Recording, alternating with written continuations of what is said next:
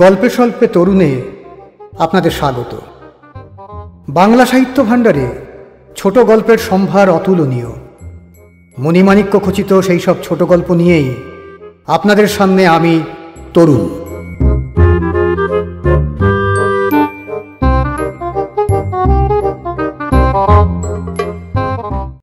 আজকের গল্প উত্তর বসন্তে। রচনা হাসান আজিজুল হক।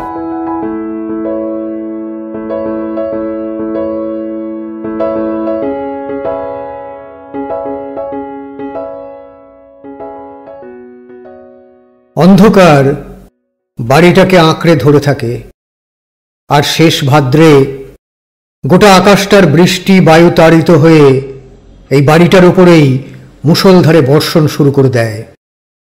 হাওয়ায় হাওয়ায় ঠোকাঠুকি আরম্ভ হয়। নিরন্ধ্র অন্ধকারে প্রতিদ্বন্দ্বী ঝোড়ো হাওয়াগুলি প্রতিপক্ষকে খুঁজে না পেয়ে একটানা গর্জন করতে থাকে। জনবসতিহীন এলাকাটার আম, কাঁঠাল, নারকেল, সুপারি এবং হিংস্র ভালুকের মতো কালো ঝোপগুলোর মধ্যে দাঁড়িয়ে থাকা এই প্রায় শূন্য পুরনো বাড়িটাকে লক্ষ্য করে রোষে খুঁজতে থাকে। তারপর হয় সকাল, বৃষ্টি ধরে আসে। এই বাড়ির ভেঙে পড়া ছাদ থেকে দেখা যায় 1 মাইল দূরের গঞ্জের মতো বাজারটার ওপর বাদলা সকালের ফ্যাকাশে আলো পড়েছে এবং দুটি জেলা শহরের যোগাযোগের কংক্রিটের রাস্তার ওপর দিয়ে একটার পর একটা মোটর বাস ঊর্ধ্বশ্বাসে ছুটে চলেছে। কিন্তু তখনও এ বাড়ির শূন্য অভিশপ্ত ঘরগুলোর কোণে কোণে দৈত্যের মতো গাছগুলির গোড়ায় রাতের অন্ধকার জমে রয়েছে। মায়ের ভিজে ভিজে অসন্তুষ্ট বিমর্ষ গলা কানে আসে। সকাল কি এ বাড়িতে হবে না? ছি ছি ছি, এই জঙ্গলে মানুষ বাস করে? বানি তখনও বিছানায় শুয়ে চাদরটা গলা পর্যন্ত টেনে নিয়ে আর একবার ঘুমোবে কিনা চিন্তা করে সে। মা বোধহয় রাতের এঁটো বাসনগুলো বের করছেন। ওগুলো নিয়ে তিনি বাড়ির সঙ্গে লাগাও নোংরা পানাওয়ালা পুকুরটায় যাবেন। একঘেয়ে বিমর্ষ ভেজা গলায় মৃদু স্বরে তিনি বকবক করবেন আর কাজ করতে থাকবেন। এই জঙ্গলে মানুষ বাস করে? ছি, বুড়ো বয়সে এত নাকাল আমার ছিল। মরণ আমার হবে না কেন? আমার মরণ হয় না। বানি তখনও শুয়ে। মায়ের অবস্থাটা সে কল্পনা করবার চেষ্টা করে। মায়ের কি কষ্টই না হচ্ছে। চাকরে বাড়িতে থাকবে না কেন? এ বাড়িটা দোষ করল কি? এই বাড়িটার অপরাধ কি? বানি চেষ্টা করে ভাবতে। হঠাৎ তার মনে হয় এক্ষুনি কিছু একটা না ভাবতে পারলে সে মরে যাবে। আলাদা একটা বিছানায় গলাগলি করে শুয়ে আছে তার 2 ছোট ভাই রন্তু আর টুকু। রন্তুটা কি বিড়ি ধরেছে নাকি? ঠোঁট দুটো কালো দেখা যাচ্ছে। একদিন ধরতে হবে। ধরতে পারলে জ্যান্ত রাখবো না আমি এই বয়সে। কিন্তু সঙ্গে সঙ্গে সে কথাটা বাদ দিয়ে বানি চিন্তা করে, এ বাড়িটাতে বাধ্য না হলে কেউ থাকতে চায় না কেন? কোনো চাকরের সঙ্গেই তো বেতন নিয়ে গোলমাল করা হয়নি। তবে অন্ধকার জমে আছে বাড়িটাতে। আশপাশে আম, জাম, কাঁঠাল বাগানের মধ্যে হতাশ অন্ধকার দলা পাকিয়ে আছে। মাত্র 2টো ঘরের ব্যবহার হয়। এই ঘরটা এত বড় যে হ্যারিকেনের আলো এর একটা কোণের অন্ধকারের আক্রমণও ঠেকাতে পারে না। আর ওই ঘরটায়, যেটায় মা আর আব্বা থাকেন, সকাল হলেও দেখা যায় হ্যারিকেন জ্বলছে। কাঁচটা কালিতে ভরে গিয়েছে, আর তার ভেতরে লাল মৃদু আলো যেন। বানি শিউরে ওঠে। কি দিনে কি রাতে ওর একটাও জানলা খোলেন না আব্বা। দিনের বেলাতেও মশারির ভেতর হাঁটুর মধ্যে মাথা গুঁজে পাথরের মতো বসে থাকেন আব্বা, আর মাঝে মাঝে দাঁত খিচিয়ে চিৎকার করে ওঠেন কারণে অকারণে। আব্বাকে ভাবতে গেলেই তাঁকে আর আলোর জীব বলে মনে হয় না। অস্পষ্ট অন্ধকারে তাঁকে যেন জীবন্ত বলেই মনে হয় না। শুধু সেই স্তব্ধ ঘরটার ভেতর থেকে তাঁর বৃদ্ধ রুগ্ন গলা শোনা যায়। মহাপাপ করেছি জীবনে, মহাপাপ করেছি, না হলে এত কষ্ট হয় আমার, আর আমার ভাগ্যে যত সব অপদার্থ জন্মায়। টুকু আর রন্তু আরামে ঘুমোয়। বানি গলা পর্যন্ত চাদরটা টেনে নিয়ে আর একবার চিন্তা করে, মাকে সাহায্য করব নাকি একটু, বুড়ো মা। এদিকের এই দুটো বাদ দিয়ে বাকি ঘরগুলি সব গোটাচারেক হবে, বন্ধ। মা তাঁর বেঁকে পড়া কোমর নিয়ে থপথপ করে হাঁটতে হাঁটতে রান্নাঘরে গেলেন, বানিকের পায়। তিনি তখন বলছেন, সকাল হলো না, বেলা হলো, বোঝবার জো নেই বাবা। আবার পোড়া বাদলা আরম্ভ হয়েছে। বাদলা হলেই বা কি, আর না হলেই বা কি? ওই জঙ্গলের জ্বালায় কিছু বোঝবার উপায় আছে? জনমনীষী নেই। ছি ছি ছি, এমন দেশ ভূভারতে দেখি নাই। তীক্ষ্ণ কণ্ঠে ধমকে উঠলেন আব্বা। বক বক করছে কে? খবরদার বলছি, সকালবেলা জ্ঞান জ্ঞান করবে না। খবরদার, কিন্তু নিজের কাজ করো। মা জবাব দেন, ও মা, তোমাকে কে কি বলেছে? তোমাকে তো কথা বলিনি, তুমি চেঁচাচ্ছ কেন? আমাকে কিছু বলার দরকার নেই, কাউকে কিছু বলার প্রয়োজন নেই। কাজ করো, খবরদার বক বক করবে না। মা বিড়বিড় করতে থাকেন, একে বক বক করা বলে? আমার তো আর মরণ হয় না। আবার মা একেবারে চুপ করে যান। আব্বা যেন এই বাড়িটাকে চুপ করিয়ে রাখার ভার নিয়েছেন। হঠাৎ যদি একটা কাক ডেকে ওঠে, নিজের ঘর থেকে তিনি চিৎকার করে উঠবেন, তাড়িয়ে দাও, তাড়িয়ে দাও, শনিটাকে তাড়িয়ে দাও। ওইটুকু ছেলে রন্তুর ফোলা ফোলা মুখটা গম্ভীর, আর টুকু যদি কোনো কারণে উচ্ছ্বসিত হয়ে ওঠে, সেজন্য তাকে এমনই ধমক খেতে হয় যে নিজের অপছন্দ, পছন্দ, ভালো লাগা, মন্দ লাগা, আবেগ, উচ্ছ্বাস, এমনকি ভালোবাসা, ঘৃণা পর্যন্ত সে প্রকাশ না করতে অভ্যস্ত হয়ে যাচ্ছে। ইচ্ছে না থাকলেও বানি উঠে পড়ে। মা ইতোমধ্যে উনুন ধরিয়েছেন, সকালের খাবার তৈরি হবে। প্রত্যেকে পাবে 3টি করে শুকনো রুটি আর 1 টুকরো গুড়, তারপর 1 কাপ চা। 9:30টার বাস যাবার আগে পর্যন্ত বানি একটু পড়বে, তারপর স্নান করবে, গত রাতের বাসি তরকারির সঙ্গে ডাল দিয়ে গরম ভাত খেয়ে প্রস্তুত হয়ে নেবে। মা রান্না করতে করতে বলবেন, টুকু, 1 বালতি পানি নিয়ে আয় পুকুর থেকে। টুকু চুপচাপ দাঁড়াবে মায়ের কাছে, তারপর বলবে, দাও। তুই নিজে নিতে পারছিস না? বড় বালতিটা নিয়ে যা। আমি অত বড় বালতিতে পানি আনতে পারি না মা। খাবার বেলায় তো ঠিক আছিস, যা যা যা যা, ছোটটাই নিয়ে যা। আরে দাঁড়িয়ে রইলি কেন? বানি, তরকারিগুলো একটু কুটে দিতে কি হয় তোমার? একটু উপকার করলে তোমার ক্ষতি কি হবে? কাজ রয়েছে মা, কাজ, সব সময় কাজ। টুকু তার 10 বছরের ছোট্ট শরীরটাকে বাঁকিয়ে চুড়িয়ে 1 বালতি পানি নিয়ে আসে, তারপর না হাঁপাবার ভান করে। বানি তরকারিগুলো নিয়ে শেষ পর্যন্ত বসেই যায়। জানো মা, কি, আর 1টা বছর আমি বিএ পাশ করব অনার্স নিয়ে, তখন আর আমাদের কোনো কষ্ট থাকবে না। মায়ের চোখ দুটি যেমন স্তিমিত তেমনই নিষ্পৃহ। তার ঘোলাটে দৃষ্টি একবারও চকচক করে না। বেঁচে থাকার যন্ত্রণাটা ভোগ করা ছাড়া তাঁর যেন বেঁচে থাকার আর কোনো উদ্দেশ্য নেই। এর মধ্যে একদিন টুকু গম্ভীর মুখে এসে বানির হাতে 1 টুকরো কাগজ গুঁজে দিল। কি? এইটা তোমাকে দিয়েছে। আমাকে দিয়েছে? কে? গনি। গনিকে? দেখি। কাগজটা খুলে পড়ে বানি, বলে, বাঁদর। তাকেই বলল না গনিকে। বুঝতে না পারলেও টুকু চুপ করে দাঁড়িয়ে থাকে। চিঠি নিলি কেন? আমাকে দিয়েছে। তুমি নিয়েছ কেন? তারপর বানি হঠাৎ প্রশ্ন করে, এই গনি কে রে? কেমন ছেলেটা? তুমি তাকে দেখেছো বুবু? ওই যে প্যান্ট পরে মুখে সিগারেট নিয়ে ঘুরে বেড়ায় বাজারে। কি করে সে? জানি না। নিশ্চয়ই জানিস, বল কি করে। জানি না। বাসের ড্রাইভাররা যে দোকানে বসে চা খায় সেখানে বসে তাদের সঙ্গে গল্প করে। তুই থাকিস সেখানে? না। না, মিথ্যে বলছিস। টুকু চুপ করে থাকে। চিঠিটা ছিঁড়ে টুকরো টুকরো করে পা দিয়ে মারাতে মারাতে বাণী গর্জন করে ওঠে, বাঁদর, ইতর, শুয়ার, স্যান্ডেলে তোমার দাঁত ভেঙে দেবো আমি। এই গাধা, আর কোনোদিন যদি তার কাছ থেকে চিঠি নিবি কি তার সঙ্গে কথা বলবি, আমি তোমায় আস্ত রাখবো না। বাণী নিজের স্যান্ডেলটার দিকে চায়। ওটা দিয়ে সে যদি কাউকে একঘা দেয়, স্যান্ডেলটা আর থাকবে না। কাউকে পেটানোর জন্য নতুন স্যান্ডেল কিনবে এমন এমন। বাণীর হাসি পেল এই অদ্ভুত চিন্তায়। ছেলেটাকে চিনতে পেরেছে সে। বাস স্ট্যান্ডে এসে 9:30টার সময় প্রত্যেক দিন থাকে। আশেপাশে ঘুরঘুর করে, মাতব্বরি চালে এর সঙ্গে ওর সঙ্গে কথা বলে, সিগারেট টানে।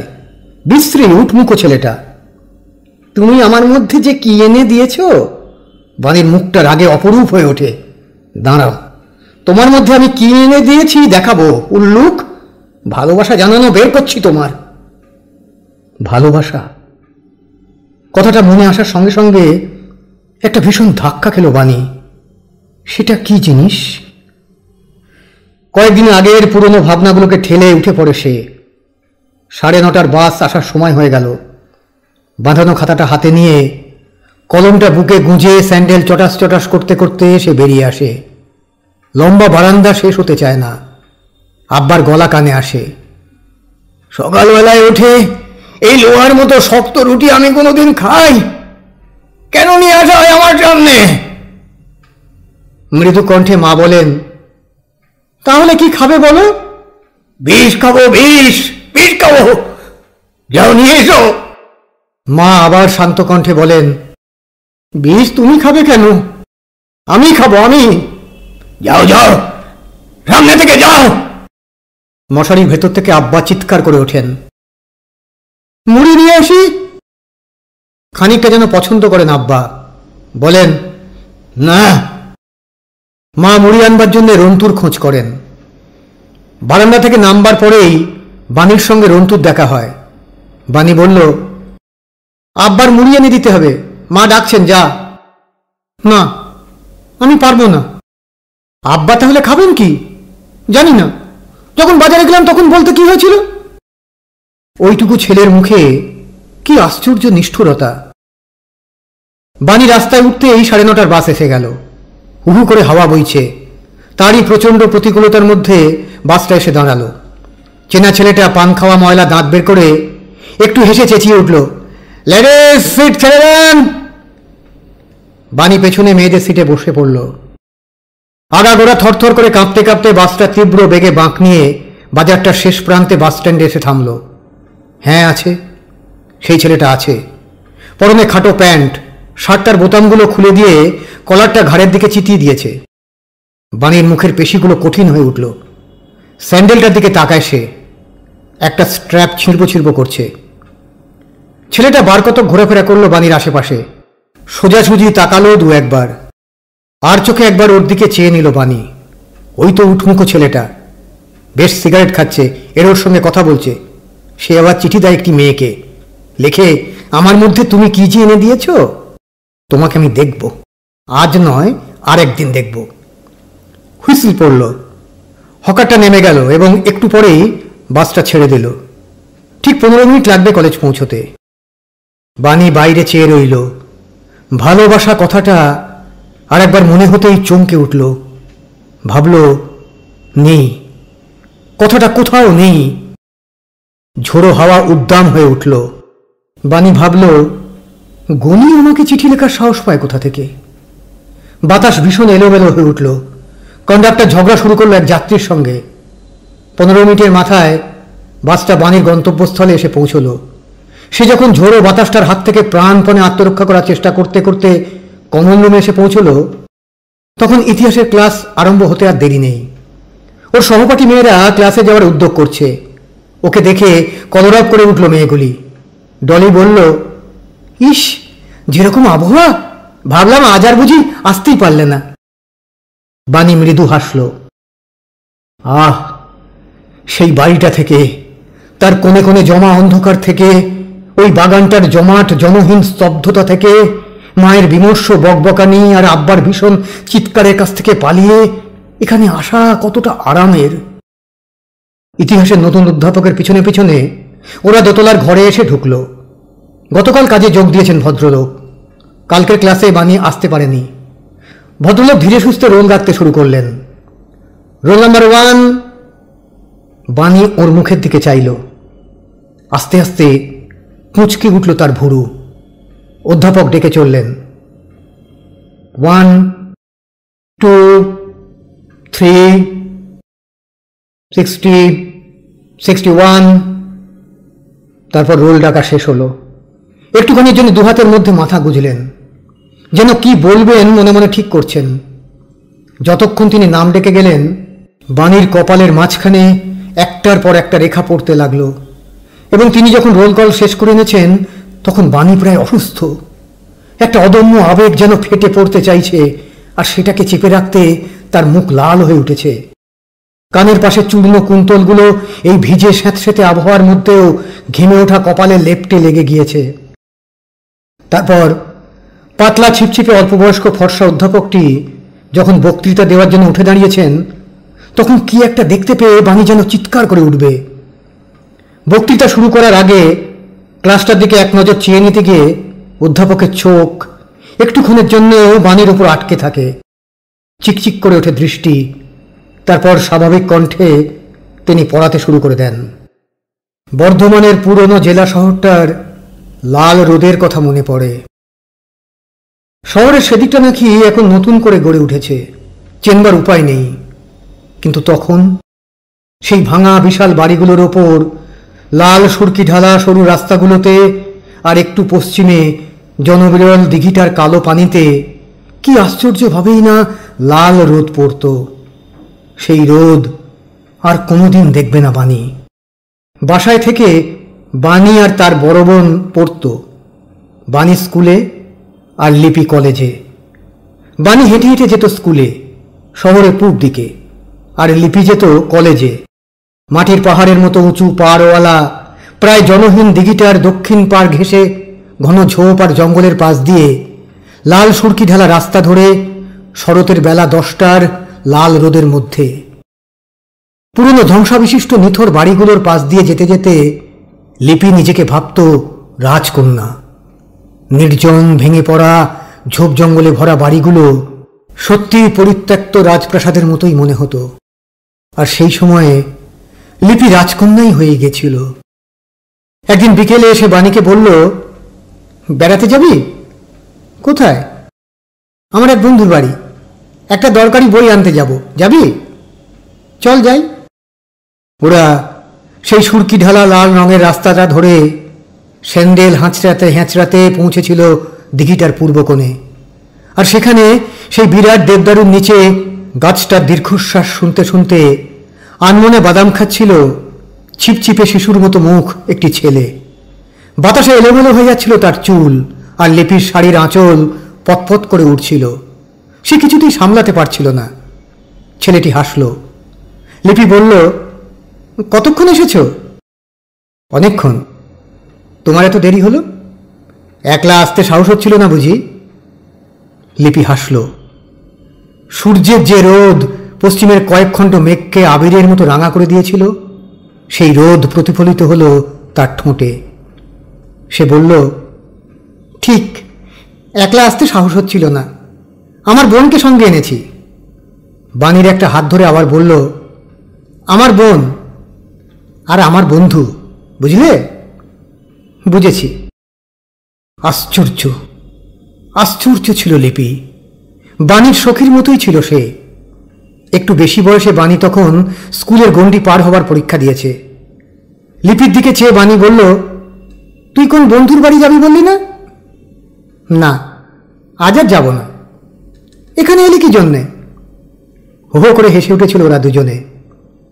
আহ, সেই হাসিটা মনে পড়লে এখনো আমাকে চমকে দেয়। আমাদের বাড়ির বন্ধ ছোট ঘরের অন্ধকারের ভেতর থেকে হাসিটা যেন ঠা ঠা করে বেজে ওঠে। লিপি আমাকে সঙ্গে নিয়ে গিয়েছিল কেন? বোধহয় আমার সাহায্য চেয়েছিল, বোধহয় আমাকে গোপন করতে চাইনি কিছু। সে তো কোনোদিন কিছুই গোপন করেনি আমার কাছে। বোধহয় এত বড় ব্যাপার একা করতে সাহস হয়নি। আমাকে দেখাতে চেয়েছিল যে সে সত্যি করেই রাজকন্যা হয়ে গিয়েছিল, নিষ্ঠুর, স্বার্থপর, তার ভালোবাসার সাক্ষী রেখেছিল আমাকে। সে সময় প্রায় প্রত্যেক দিন বিকেলবেলায় দেখা হতো কবিরের সঙ্গে। তারা তিনজনে বাদাম খেত আর দেবদারু গাছটা নিচে বসে বসে গল্প করত। হু হু করে দীর্ঘশ্বাস ফেলত গাছটা। দিঘিটার কালো পানিতে পরন্ত সূর্যের আলো পড়ত। বাড়ি এসে এক বিছানায় শুয়ে বাণীর গলা জড়িয়ে ধরে লিপি একটানা কথা বলে যেত। কবিরকে ছাড়া আমি বাঁচতে পারবো না। এবারই তো সে অনার্স নিয়ে বিয়ে পাশ করবে, তারপর আর 2 বছর মাত্র। তুই ওকে বিয়ে করবি? নিশ্চয়ই, বিয়ে করবো না তো এমনি। আমাকে সাহায্য করবি না তুই? হ্যাঁ, করবো না কেন? বাণীর গলা জড়িয়ে ধরে কথা বলতে বলতে লিপি ঘুমিয়ে পড়ত। দিন দিন ওর ঠোঁট আর গাল রক্তিম হয়ে উঠল। ওর সুঠাম গ্রীবা দৃপ্ত আর গর্বিত। ঘুমের মধ্যে হাসি লেগে থাকতো তার মুখে। কোনো কোনো দিন ওরা গল্প করত আর বাণী ঘুরে বেড়াতো। তারপর সন্ধ্যা হয়ে এলে ওদের কাছে যেতে যেতে অস্পষ্ট কথা কানে আসত। আ আ লক্ষ্মী, লক্ষ্মী। হঠাৎ হেসে উঠত কবির আর চেঁচিয়ে বলতো, এখন এদিকে এসো না, এই বাণী। না, যাব। লম্বা লম্বা পা ফেলে বাণী এগিয়ে যেত আর লিপি ধর্মড় করে উঠে বসত। সন্ধ্যার ধূসর অন্ধকার তখন নেমে এসেছে। হেমন্তের আরম্ভে শীত শীত করছে বাতাস। কবির বলতো, তুমি ভীষণ দুষ্ট, বুঝলে? বাণী কমন রুমের এক কোণে একা বসে তার কপাল টিপে ধরল। ওদের ভালোবাসা জন্মাতে দিয়েছি আমি। আমি স্রেফ দর্শক ছিলাম। আমি কিছুই জানি না। না, আমি আর কিছুই জানি না। শেষের দিকে কবির আমাকে পীড়াপিড়ি করেছিল যেন আমি তাকে তুমি বলি।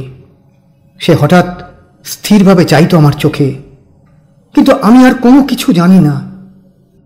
সেবার গ্রামের বাড়িতে গিয়ে আর ফিরে আসা হলো না। সব বন্ধ করে দিতে হলো।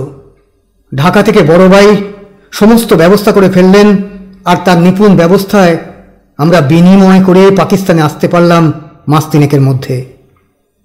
কবিরের খবর জানি না। আমরা তো বেশ রয়েছি। বড় ভাই থাকতে চিন্তার কারণ নেই। স্বাচ্ছন্দ্য না থাকলেও যাকে অভাব বলে তা তো নেই। কিন্তু অত বড় বাড়িটা অন্ধকার, আর বাপ মায়ের কাছে জীবনটা জীর্ণ ন্যাকড়ার মতো বাতাসে উড়ছে। কোনো কিছুই তাদের পরিচিত আর প্রিয় নয়। ছোট ভাই দুটি নিরানন্দ, আমরা রিফিউজি, উদ্বাস্তু। বাপ মায়ের কাছে মনে হয় জীবনটা জীর্ণ ন্যাকড়ার মতো বাতাসে উঠছে। ওদিকের ওই বন্ধ ছোট ঘরটায় লিপি যে 3rd ইয়ারে পড়তে পড়তে একদিন তার সমস্ত ভালোবাসা নিয়ে মরে যাবে তা আমি জানতাম না। আর আজ লিপি যে গিয়েছে সে কথা প্রায় যখন ভুলতে বসেছি, এতদিন পরে ভালো করে বাঁচবার আকুল চেষ্টায় এই 25 বছর বয়সে যখন লেখাপড়ার আর একটা উদ্যম চলছে, যখন ভালোবাসা কথাটা উচ্চারণ করলেই আমার বুকটা ধক করে ওঠে, তখন ইতিহাসের নতুন অধ্যাপক কবির সাহেব আমাকে সেই লাল রোদের কথা আবার মনে করিয়ে দিল। আশ্চর্য। তার পরদিন ক্লাসে মাথা নিচু করে রইল বাণী, আর অনুভব করল কবিরের দৃষ্টি ঘুরতে ঘুরতে যখন তার উপরে সে স্থির হচ্ছে, তখন হঠাৎ কথা আটকে সে কেমন এলোমেলো ও বিব্রত হয়ে পড়ছে।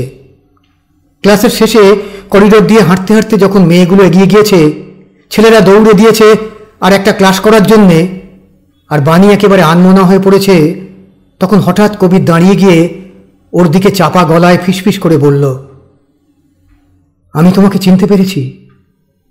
বাণী কবিরের চোখের দিকে সোজা চেয়ে বলল, আমিও। তবু পরিচয় দাওনি? কি হবে পরিচয় দিয়ে? অত্যন্ত ক্লান্ত শোনালো বাণীর কণ্ঠস্বর। কেন বলছো এ কথা? যদি তুমি চিনতে না পারো কিংবা চিনতে না চাও। অত্যন্ত আঘাত পেল কবির। তুমি বলছো এ কথা? এখানে কথা হয় না, পরে হবে। বাণী মন্থর পায়ে এগিয়ে গেল, আর শেষ ভাদ্রের জলো ঝোড়ো উদ্দাম বাতাসে নির্জন লম্বা করিডরে হতভম্বের মতো দাঁড়িয়ে রইল কবির। মেয়েদের কমন রুমের পাশে ফাঁকা নির্জন জায়গাটায় কবির ইতিহাসের অনার্সের ছাত্রীটিকে ডেকে পাঠালো। বাণী আসতেই যেন ব্যাকুল হয়ে উঠল। সে কোথায়? যেন ওখান থেকে বিএ পাশ করার পর হঠাৎ এখানে চলে এসেছি সকলের সঙ্গে। এখানে ঢাকায় পড়াশুনো শেষ করে ঘুরতে ঘুরতে এই মফস্বলে আমি তাকে কত খুঁজেছি। একদিন আমাদের বাড়ি আসবে? লিপির কথা বলছো না কেন?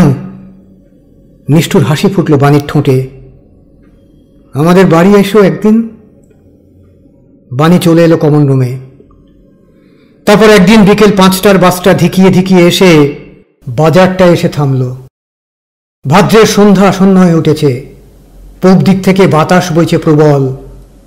কংক্রিটের রাস্তা থেকে নেমে জঙ্গলের ভেতর দিয়ে সংকীর্ণ অন্ধকার রাস্তাটা ধরে চলতে চলতে বাণীর পাতলা ঠোঁট দৃঢ়বদ্ধ হল। কবির বলল, তোমাদের বাড়িটা কোথায়? বাণী তখন বলল, এই যে, এসো আমার সঙ্গে। তখন তারা আম কাঁঠালের জটলার মধ্যে বিরাট ভাঙা খাঁকা করা ভৌতিক বিমর্ষ অসন্তুষ্ট বাড়িটার সামনে এসে দাঁড়িয়েছে। কবির যেন কথা বলার শক্তি হারালো। রন্তু আর টুকু কোথায় গিয়েছে? মা রান্না করে, আব্বা নিজের ঘরে মশারির মধ্যে। কবিরকে দাঁড়াতে বলে ভেতরে গিয়ে নিজের ঘরটা খুলে দিল বাণী। বলল, ভেতরে এসে বসো, চেয়ার নেই, বিছানায় বসো। মাকে বলে আসি একটু চা করতে। না না, আমি চা খাবো না, কটু কণ্ঠে বলে উঠল বাণী। একটু চাই তো খাবে। চাপা বিমর্ষ অন্ধকারে ভূতের মতো বসে রইল কবির। বাণী মায়ের কাছে পুরনো চাবিগুলো চাইল। চাবি নিয়ে কি করবি? আমার এক প্রফেসর এসেছেন, বাড়িটা একটু ঘুরে ঘুরে দেখাই। আঁতকে উঠলেন মা। খবরদার, ঘরগুলো খুলিস না, খুলিস না বাণী। কেন মা? না না, খুলিস না মা, খুলিস না। মা ঝরঝর করে কেঁদে ফেললেন। মা, মা গো। চোখ ভরে পানি নিয়ে মায়ের গলা জড়িয়ে ধরল বাণী। খোলা যে দরকার মা। চাবি নিয়ে কবিরকে ডাকল সে। ছোট্ট ঘরটার দরজার সামনে দাঁড়ালো। চাবি খুলল। তারপর ধাক্কা দিতেই জমার দরজা খুলে হা হয়ে গেল। উদ্দাম বাতাস ঘরে ঢুকল। অপর্যাপ্ত দুরন্ত হাওয়া আর আসন্ন সন্ধ্যার আকাশ থেকে তীব্র চাপা নিষ্ঠুর একটা আলো ঘরটাকে বিভৎস করে তুলল। লিপির হাস্যস্ফুরিত বড় ছবিটা হাওয়ায় দুলছে। বাণী থেমে থেমে বলল, লিপি।